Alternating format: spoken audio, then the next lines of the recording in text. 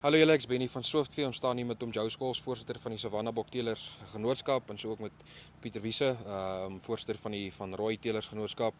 Oom Jou, ek wil oom vra, dankie vir die geleentheid dat ons kon deel is in die veiling, oom. Hoe het oom beleef, oom?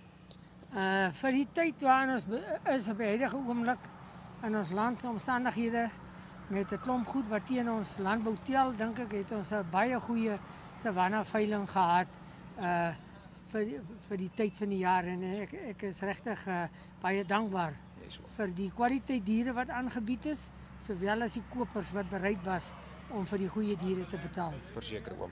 Maar dan Pieter, ek wil vir jou vra, wat is vir jou die mees aantreklikste eienskap van die Van Rooi ras?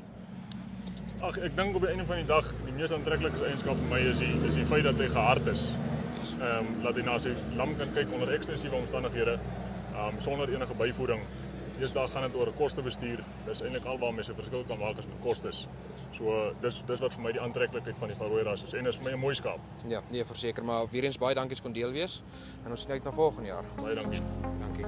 Waardeer. Jou, dankie oom. Dankie.